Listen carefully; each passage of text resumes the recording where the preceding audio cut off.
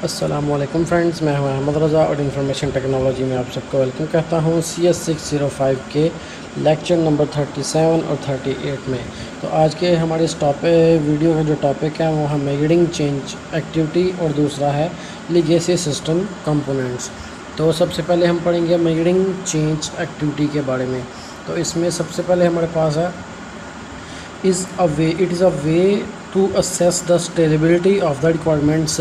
इसमें हम अपनी रिक्वायरमेंट्स को असेस करते हैं, स्टेबिलिटी को असेस करते हैं, यानी इसका अंदाज़ा लगाते हैं कि हमारी जो रिक्वायरमेंट्स हैं वो किस तरह की हैं और अब इनको इम्प्रूव कैसे करना है।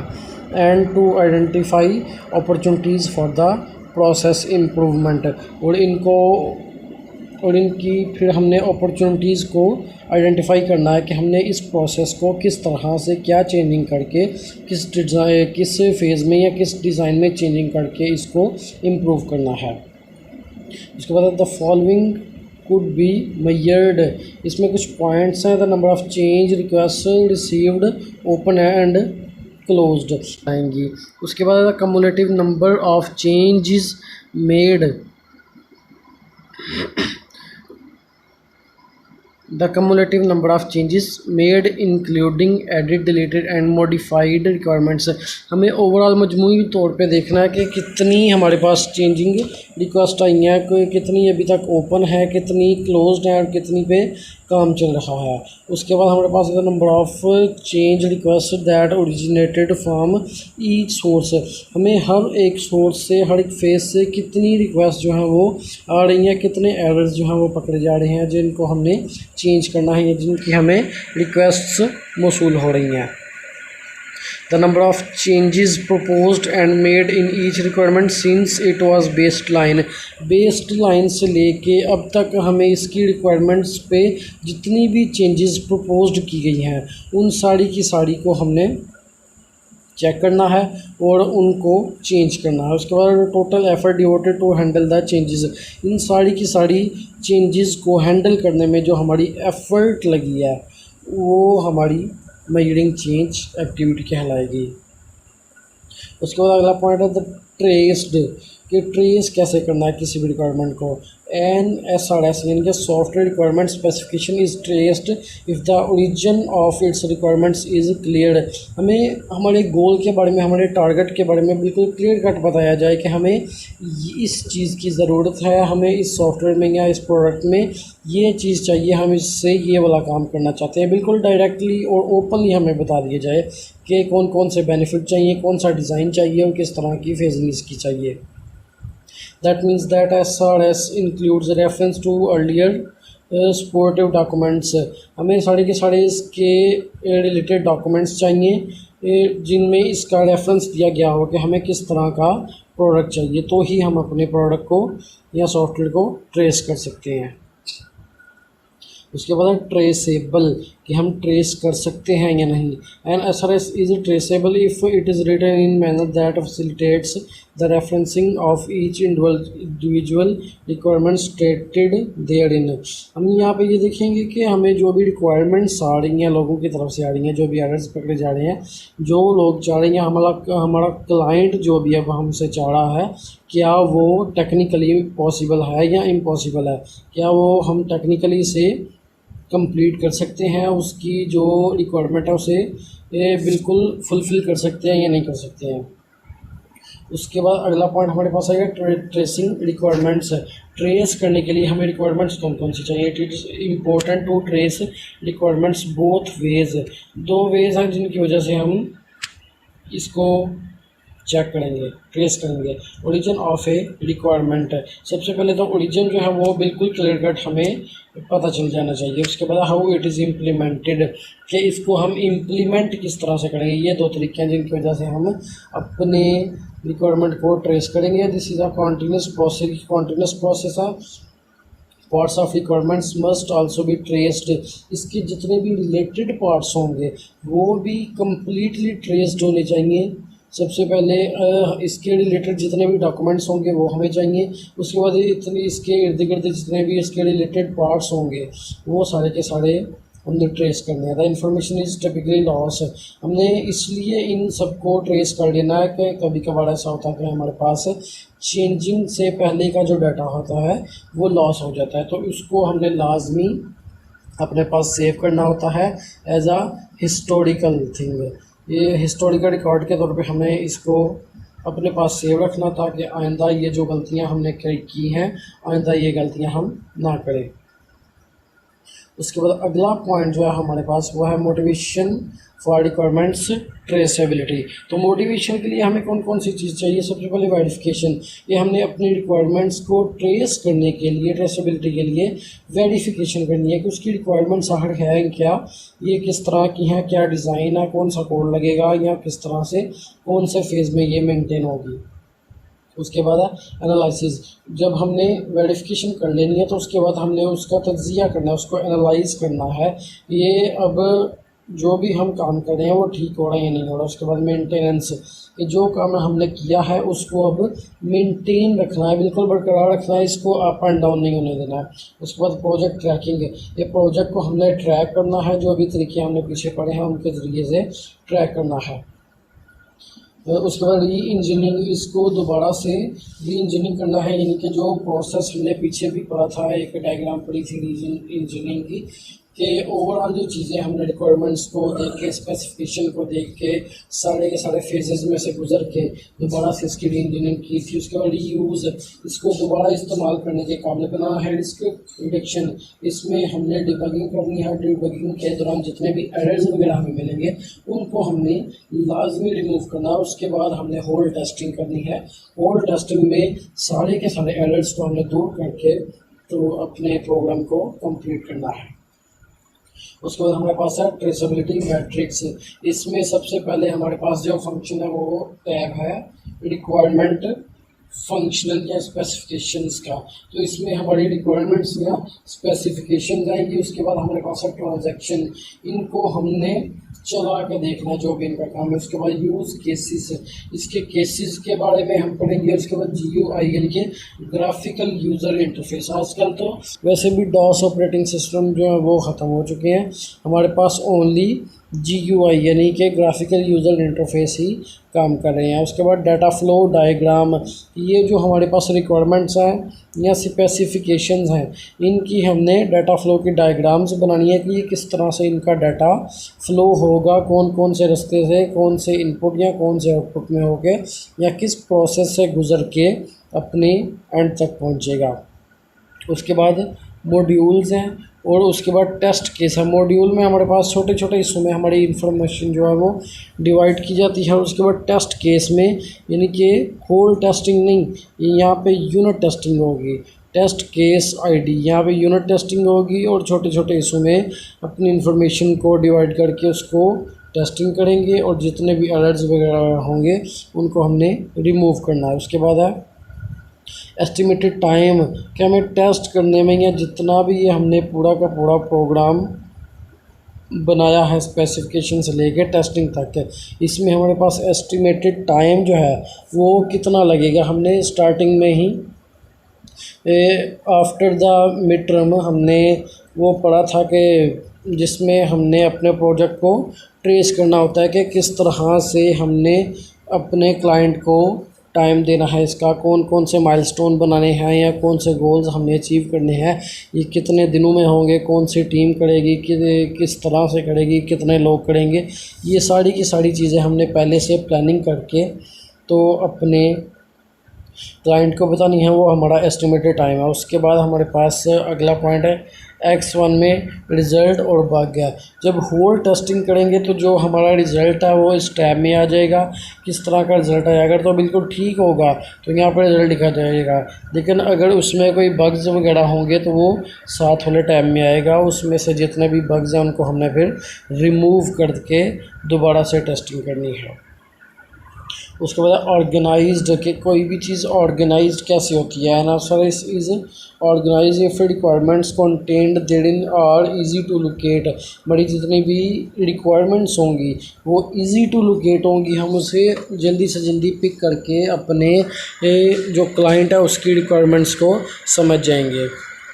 This implies that requirements are arranged so that requirements that are related are correlated.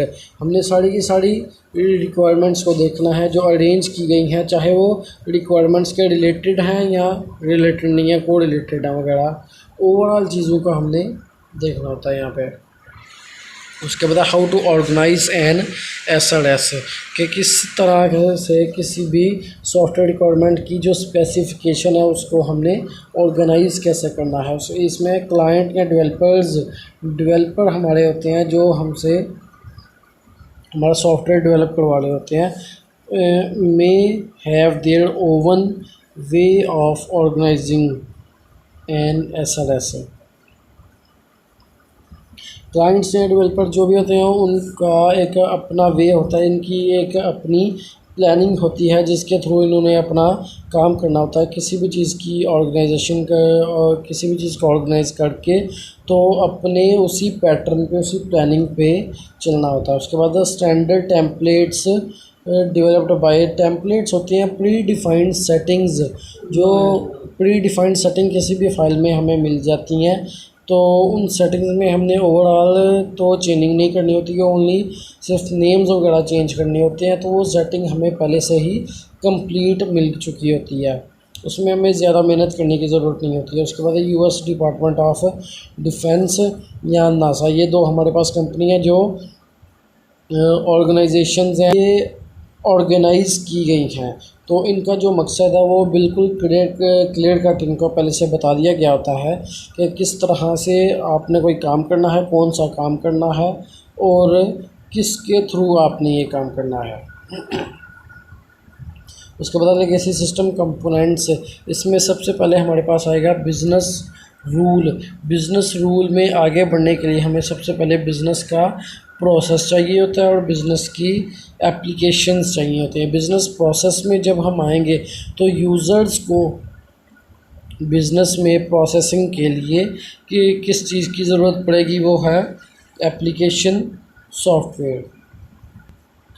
अब एप्लीकेशन सॉफ्टवेयर में हमारे पास जो है वो एप्लीकेशन डाटा होगा जो यूज़र्स का होगा, और एप्लीकेशन में यूज़र जो है वो सिस्टम को सॉफ्टवेयर को सपोर्ट करेंगे, और रन करने के लिए जो हमें चीज़ चाहिए होगी एप्लीकेशन सॉफ्टवेयर को वो होगी सिस्टम हार्डवेयर। हार्डवेयर के बगैर हम किसी भी सॉफ्टवेयर को रन नहीं कर सकते। तो ये हमारे पास लेगेसी सिस्टम कंपोनेंट्स थे कि बिज़नेस रूल में सबसे पहले हमारे पास बिज़नेस प्रोसेस है।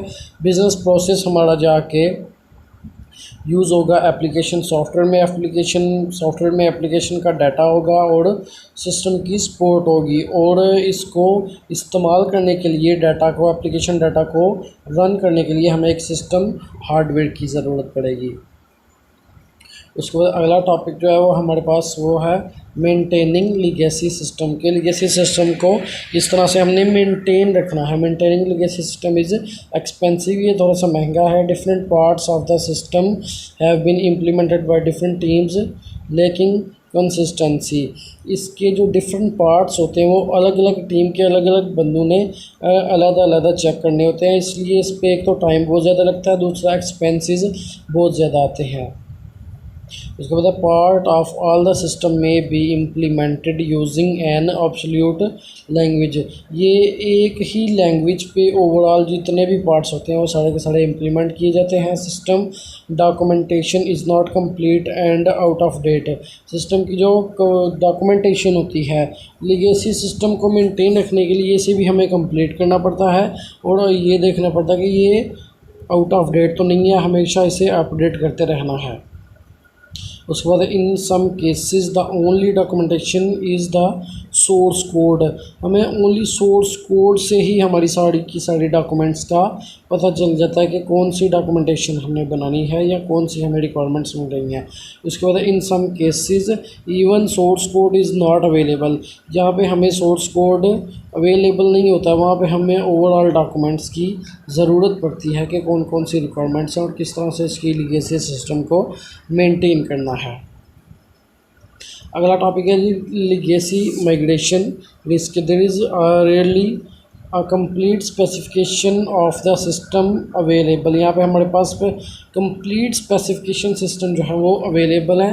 Therefore there is no straightforward way of specifying the service provided by legacy system. हमारे पास कोई भी ऐसा स्ट्रेट फॉरवर्ड वे नहीं है जिसकी वजह से हम अपनी सर्विसेज जो हमें लेगेसी सिस्टम की तरफ से प्रोवाइड की गई हैं उनको हम स्पेसिफाई करें। Business process and the way legacy system operate are the often same. Business process और जो लेगेसी सिस्टम है ये ऑलमोस्ट जो है वो बिल्कुल सेम है, एक जैसा ही काम करते हैं। न्यू सॉफ्टवेयर डेवलपमेंट में टेक सेवरल ईयर्स। हमारा जो नया सॉफ्टवेयर होता है, प्रोडक्ट तो छोटे छोटे होते हैं या प्रोजेक्ट जो हमारे होते हैं वो ज़्यादा लंबे नहीं होती हैं, वो 1-2 माह में, 3 माह में, 4 माह में कंप्लीट हो जाते हैं। लेकिन जब हमें किसी सॉफ्टवेयर की तलाश होती है, नया सॉफ्टवेयर डेवलपमेंट करना है, तो उसमें बहुत ज़्यादा टाइम लगता है। मे बी कि हमें साल लग जाए, 2 साल लग जाए, 3 साल लग जाए। तो सॉफ्टवेयर जो हैं, इसलिए मल्टीनेशनल कंपनीज़ जो होती हैं वो ज़्यादा से ज़्यादा टीम को हायर करके तो अपने माइलस्टोन्स को क्रिएट करके जल्दी से इसे ख़त्म करने की कोशिश करती हैं। वो सारी की सारी जो टीम्स होती है, पूरी कंपनी का जो प्रोजेक्ट होता है वो एक ही सॉफ्टवेयर होता है, तो इसलिए वो जल्दी से इसे कंप्लीट कर लेते हैं। इसके बाद new software development is itself risky. इसमें बहुत ज़्यादा हमें रिस्क का सामना करना पड़ता है, डिबगिंग का सामना करना पड़ता है। बार बार हर एक जो हमारा स्टेप होगा, फेज़ होगा, उसमें छोटे एरर्स तो हर एक में आते जाते रहते हैं और कुछ बड़े एरर्स भी होते हैं जिनको सॉल्व करने के लिए हमें बहुत ज़्यादा टाइम लग जाता है। तो ऐसे सॉफ्टवेयर्स भी, ऐसे डिबगिंग एरर्स भी बहुत ज़्यादा फेजेस में हमें मिल जाते हैं। उसके बाद changes to one part of the system involve further changes to other components. कभी कभार तो ऐसा होता है कि हमने किसी एक फ़ेज़ में चेंजिंग की है तो ऑटोमेटिकली उसको कंप्लीट करने के लिए, फुलफ़िल करने के लिए रिक्वायरमेंट को हमें उससे रिलेटेड बाकी पार्ट्स में भी चेंजिंग करनी लाजमी हो जाती है। उसके बाद ये 4 हमारे पास स्ट्रेटजिक ऑप्शंस हैं। इसमें सबसे पहले scrap the system completely, continue maintaining the system, transform the system is in some way to improve its maintainability और replace the system with the new system. ये हम एक एक करके अभी पढ़ते हैं। सबसे पहले तो हम पढ़ेंगे स्क्रैप द सिस्टम कम्प्लीटली। इसमें स्क्रैप मीन्स कि हमारा जो सिस्टम है वो क्रैश हो चुका है। यह system is not making an effective contribution to business process. Business process को अब हम ज़्यादा इफ़ेक्टिव इससे नहीं बना सकते क्योंकि हमारा जो सॉफ्टवेयर सिस्टम है वो या तो क्रैश हो चुका है या बहुत ज़्यादा पुराना हो चुका है, जो हमारी इनपुट्स को ज़्यादातर फुलफ़िल नहीं कर रहा है, हमारे कंट्रोल्स की ज़्यादातर आउटपुट नहीं दे रहा। उसके बाद business process have changed significantly and the organization is no longer completely dependent upon the system. हमारे पास इसमें जो बिज़नेस प्रोसेस होता है वो अब इससे ज़्यादा जो है वो कम्प्लीटली नहीं चल सकता क्योंकि सिस्टम जो है वो क्रैश हो चुका है, इसमें ख़राबी आ चुकी है।